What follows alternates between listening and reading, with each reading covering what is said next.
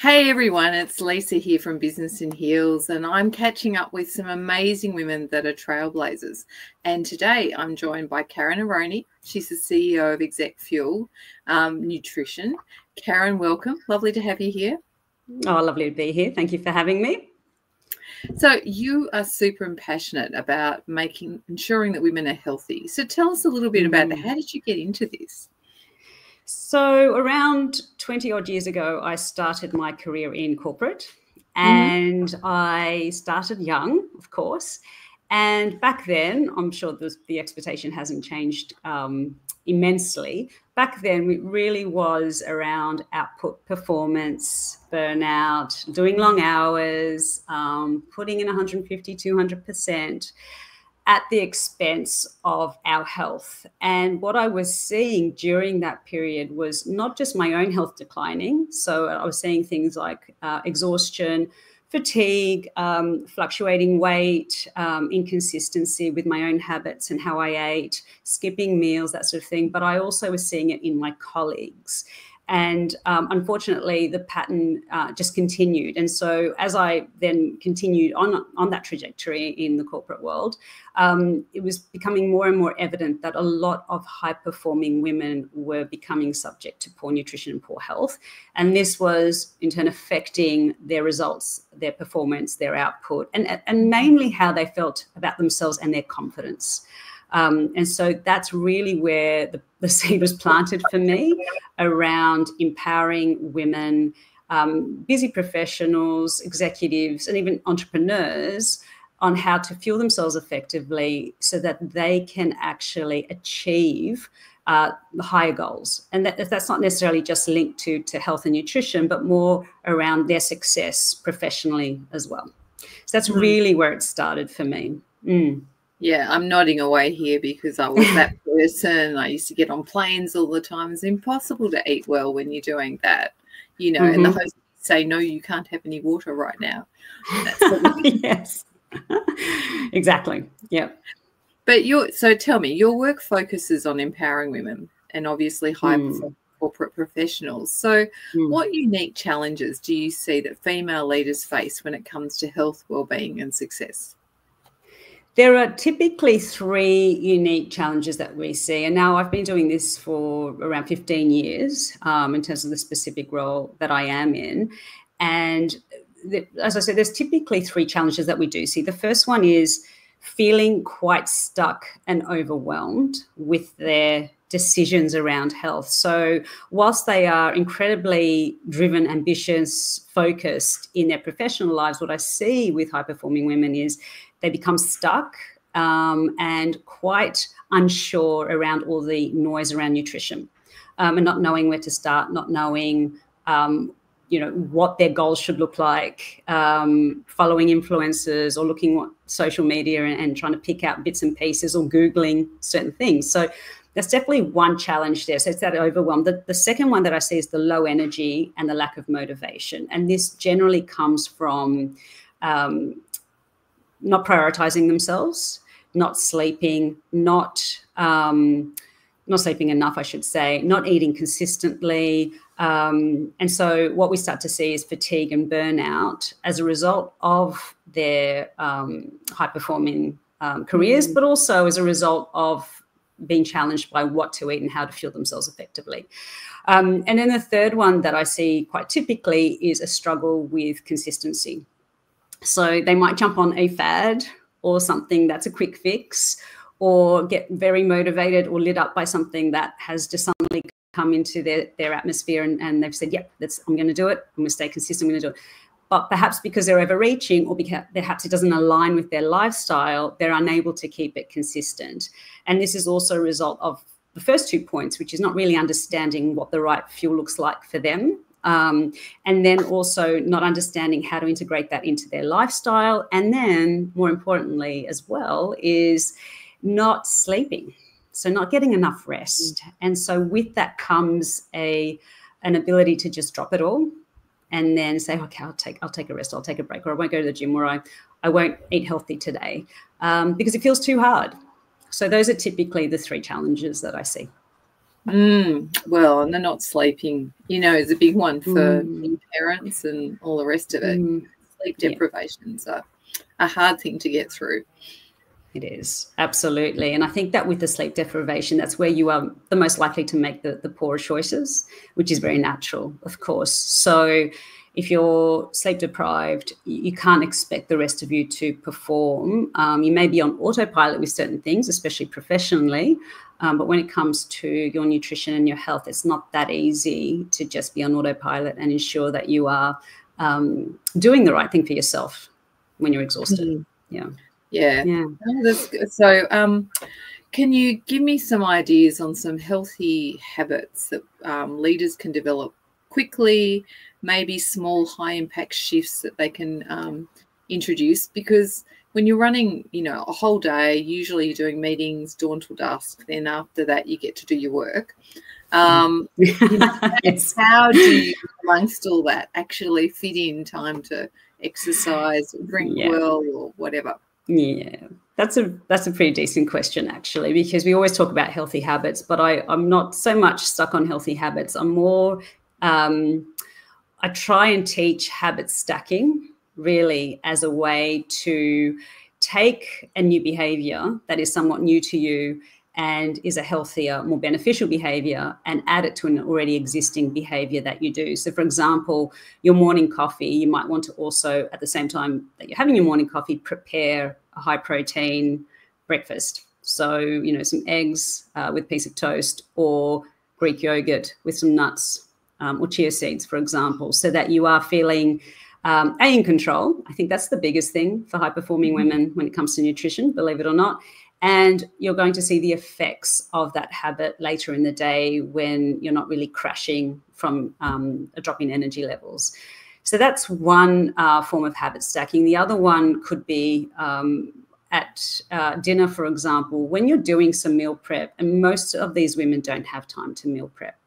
This is the thing. So I want women to think of it this way. If there is a time that you can make dinner, try and make a large enough portion that you can actually, while you're plating up, put the rest in containers so that you have something for lunch or for dinner the next night. So you're taking one existing habit, which is making dinner, and then you're adding a healthier, more beneficial habits, such as putting them in containers, and that's technically your meal prep. So it's because so many women do approach me and say, I don't have time for meal prep and I don't enjoy it. And that's all well and good. I fully understand that. I have young children myself. I run a business, and meal prepping can feel overwhelming because you feel like you do need to make different things at different times. But if you're already making dinner, you can probably try and make enough so that you're adding it to have for a couple of lunches or a couple of dinners after that. So habit stacking is probably the quickest win when you are absolutely slammed during the day, which most of these women are. Yeah.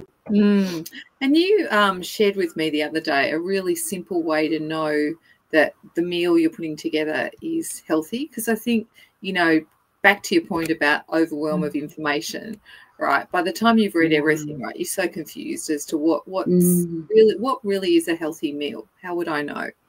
Yeah, that's a great question. And I love that you asked me that one. It did resonate with a few of the women that we presented to as well, around how do we plate up to ensure that we are eating adequately, firstly, but also not overeating, which tends to happen for a lot of women later in the evening when they come home and they are exhausted. A, they haven't eaten during the day, and B, there's an element of emotional eating in the evening too. And so what I start to see is women either slowly starting to put on a little bit of weight and feeling very unhappy or underconfident or unhappy with themselves, or a lack of energy the next day as a result of continuously underfueling or overeating. And that's a cycle that keeps happening. So the quickest way that you can sort of pull back and take a little bit of that control is what I call the power plate, which is basically half your plate being non-starchy vegetables like broccoli, asparagus, anything sort of green, and then a quarter of your plate being protein. So that could be your nuts, seeds, tofu, legumes, lentils, fish, meats. And then the other quarter of the plate being starches. And starches we know are rice, pasta, breads, those sorts of things, potatoes. And by doing it that way, you start to visualize what this meal will look like, and you start to understand what is actually going into your body. And it also creates a mindfulness, which is absolutely necessary for women before they eat, so that they're not scoffing down their food because they're exhausted or they're in a rush. But also knowing that this is where the stop point is, particularly if you're somebody who tends to eat a lot in the evening or is emotionally eating and is going back and putting on more on their plate. So just knowing that that's probably where you need to start to make it a little bit easier for you. Yeah, I love that. As I said, just for me, I'm visual, and so being able to see it's just a beautiful thing. So what are some other simple yet powerful nutrition strategies that high-achieving individuals can implement today to boost their energy and mental clarity to help them in that decision-making? I think the key to start with, absolutely, is snacking, power snacking. And I say this because when we talk around snacking, it conjures up a lot of images of cookies, chips, chocolate, right, for a lot of us, because that's how we grew up. So instantaneously, we are thinking snacking, great, okay, it's a treat. But really what snacking should be for you during the day is fueling. So think of it as, think of yourself as a luxury vehicle or a sports vehicle. I mean, if you're not fueling effectively, if that car isn't fueled effectively, it's not going to run effectively. We don't expect that from our cars, so why should we expect that from our bodies? But I think women tend to push themselves so much that they do feel that they can do anything and they're invincible until they realize that they're not. So one of the best methods for fueling effectively and seeing the results of that effective fueling, whether that be more energy, less fatigue, less cravings, less dips in the afternoon, even slight changes in body composition, is really about how you snack during the day. So, and when I talk around power snacks, we really need to consider, what does your current snack look like now? What does it look like today? And is that a good mix of complex carbohydrates, fiber, proteins, and fats? And so if you're looking at your snacks, for the ladies out there listening, and it's not matching any of that, you probably need to have a conversation. Right. So I think picnic bars are out, and yes. So Karen, if I'm shopping for this sort of stuff and I walk down the health food aisle, is that a safe assumption that I'm in the right place, or is that probably too processed? That's a very good question. I'm not a huge fan of the health food aisle, and I think that the reason we presume it's healthy is because we see a lot around 5-star ratings. Yes, it's absolutely labeled, health foods. Anything in a packet we need to be wary of, right? And if we do need to be having something in a packet, we need to ask ourselves why, firstly. Secondly, and probably the most important factor here is that your first choice should be fresh. I know it's not always so easy, but your first choice should be fresh, because it's better for your body. It's better in the long run. It fuels you more effectively. You're less likely to ingest a lot of saturated fats from anything that's processed or in a packet. It doesn't have preservatives. And I understand there are situations where you need something that's really quick grab and go.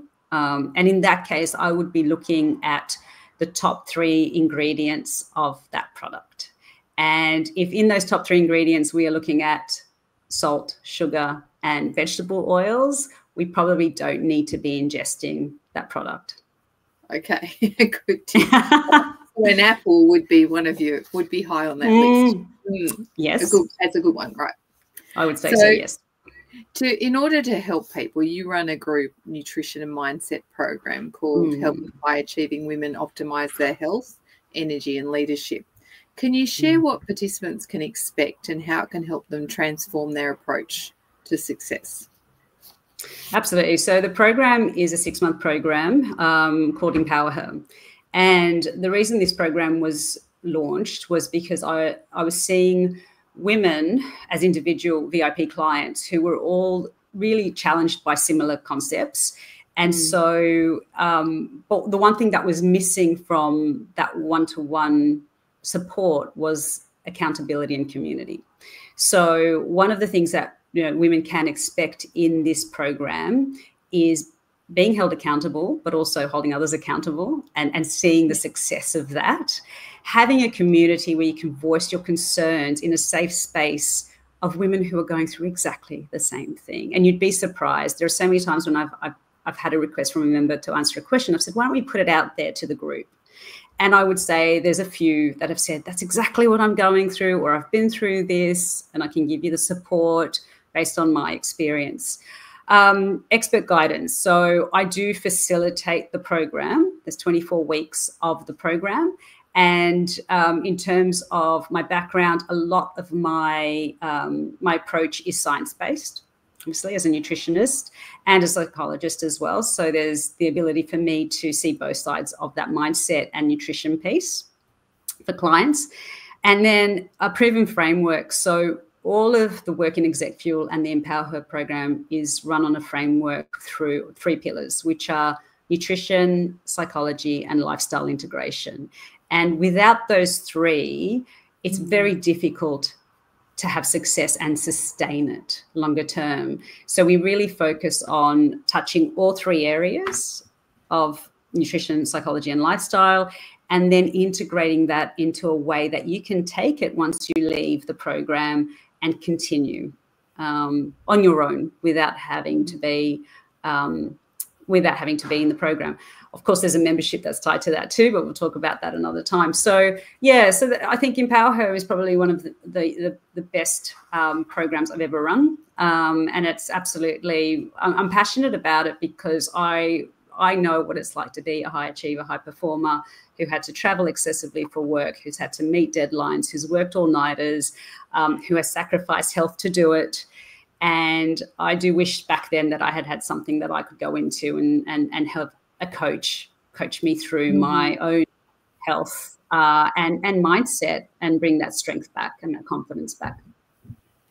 I think that sounds amazing. And so over that time you form new habits. And so is that, you know, from a psychology point of view, is that kind of the right time to really nail down and embed new things? Yeah, I do think so. I think that most of the women that join the group are ready for change. So it's really ideal for somebody who has tried and tested many, many things and it hasn't worked, who is feeling very disconnected with their body and their mind at the moment, irrespective of what they do professionally. There's always a side to us where we're not feeling comfortable or in control. I think the other thing too is somebody who does present with some barriers and challenges around nutrition, their mindset, whether that be through past experience or whether that be because they've lost their way over the years. And it's really influencing how they show up professionally. So that's what this group is really for. The program is you leave EMPWRHER, not just feeling empowered, obviously, but also on a professional level. I want to see these women win.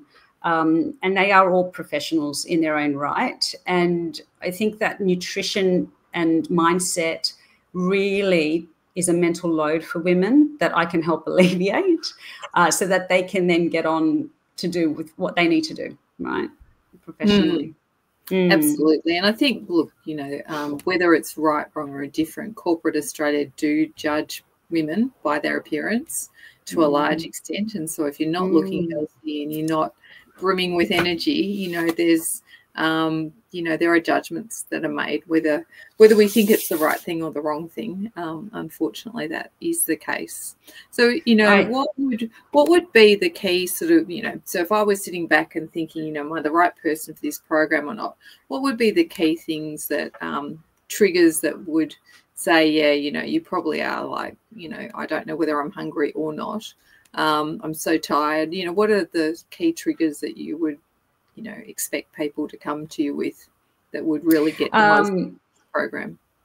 Absolutely. I think one of the biggest triggers is absolutely women who are quite involved with their professional careers and don't have the time for themselves and feel completely lost in the journey. And whether that be because they've started to put on weight, and this doesn't just mean general weight because of eating poorly and travel or being in meetings all day, which is absolutely exhausting.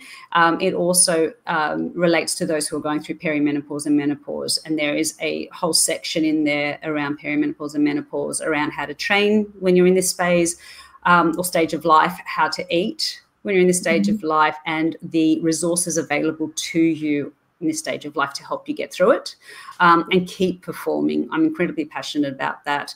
I think the other thing that I see presenting quite a bit with the women who approach me is they want to personalize their nutrition a lot more so that it suits them. So they have spent many, many years Googling whatever they need to do, taking advice randomly, have probably been on diets that have resulted in restriction. And so they've really eliminated an entire section of food that they probably need to reintroduce. They've burnt out because they're so fatigued by food choices, not eating enough, not eating adequately. And it really is the same recurring thing, but all the individuals in there are quite unique with how they present with this as well. So you may have someone who's come into the group who originally wants to lose weight, but actually wants what she ends up wanting to do is develop more muscle mass, become a bit more strong physically and therefore mentally. And that's really what that intention was. It wasn't so much a focus on losing weight. There may be someone in there who thinks that they have emotional eating concerns, but really what's presented, and this has happened a few times, is it's not so much emotional eating, it's because we've detected that they are deficient in certain nutrients through tests that are conducted for you as well, so blood tests or metabolic tests. And in fact, their cravings are due to certain nutrient deficiencies. And so we've just had to put them into a meal plan or a way of eating that is better for them, helps them develop their strength again, helps replenish them, and then builds that confidence and strength again. So there's a lot that sort of comes in, and then I think through the journey you start to learn a lot more around yourself, which is what I've always wanted for women. And you're right, in terms of your earlier point around those biases with women, what I hope to achieve, and I know that we're achieving it through certain testimonials, is women are coming out of this saying, I can look good and be good at what I do. Because I think there's always been that I have to choose, and that has always blown my mind. I think, why do you have to choose between looking and feeling good and actually being good at your job? You can actually do both. And it's not a badge of honor to be looking exhausted, feeling exhausted, being overweight or underweight because of your profession. So that's something that I really talk a lot about or coach clients through in the program as well. Sounds amazing, Karen. Thank you so much for sharing that with us. No, it really does. How do people get in touch with you? All right. So at the moment, there is a special offer available for Business in Heels members. If you just go to my website, which is execfuel.com.au/BIH offer, you will see an offer there for 15% off the program. It is the first time I've done this, but as I was saying to Lisa earlier before we hop live, after having presented to a lot of the Business in Heels members, there was so much engagement and love and support and encouragement, even between the members, that I could not offer something for them to sort of hop into straight after we met. And so I am running this until the 1st of April. So I would love anyone to, and the way to actually hop on is just have a call with me and see if it's the right program for you. So you don't have to sign up straight away. It really is just go to the link, and then you can book a call with me and we talk through whether this is the right approach for you or it isn't. So if you're a high achieving woman out there that's struggling, playing with keto or all the different diets, that are out there at the moment, or looking for the magic pill, maybe there's another way that you can get control of this. I laugh at all these scams that continue to come up all the time, but people are looking for a magic bullet, I guess. It does seem to be so complicated. Who thought that eating would be this difficult? But I love the fact that you simplified a lot of this, Karen.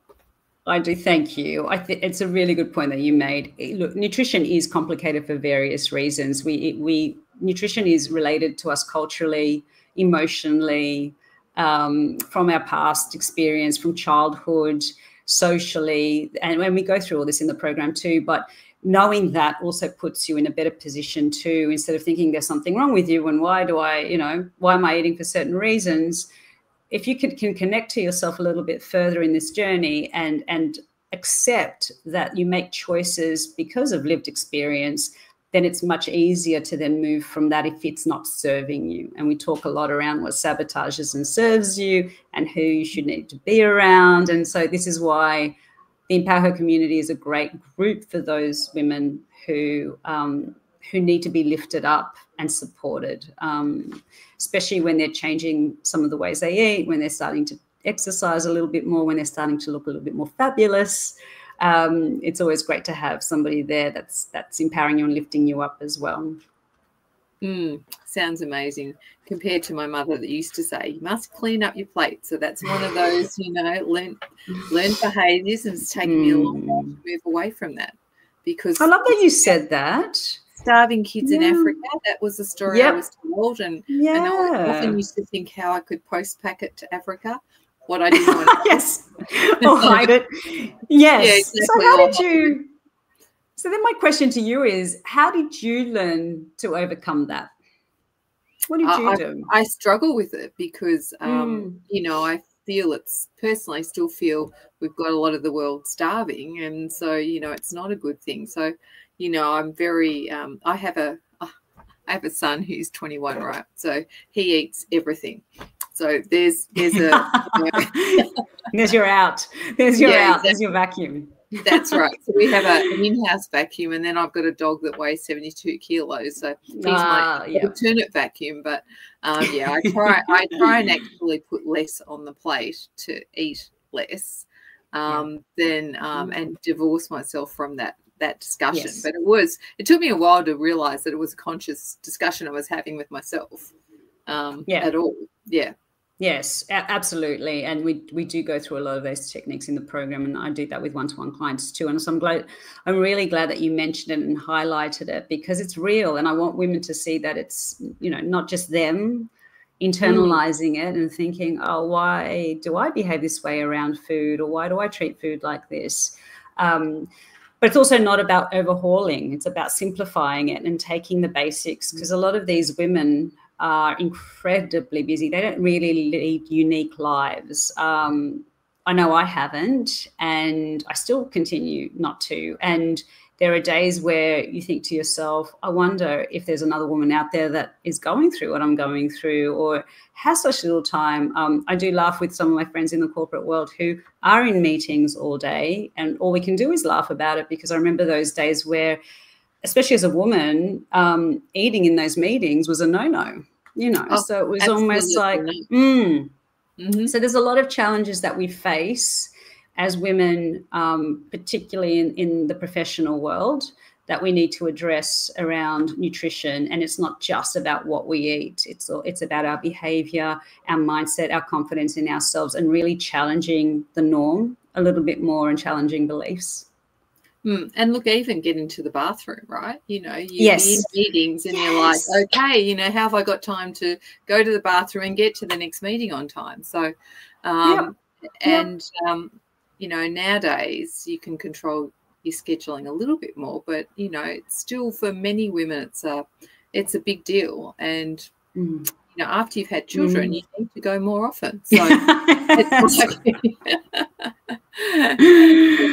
you so much, Karen, for joining me and so sharing with me some of your tips and experiences. I think, women really need these sorts of resources and demystifying these behaviours. So I really love what you're doing. And we'll have attached to this video some simple links that you can click through to get to Karen's site.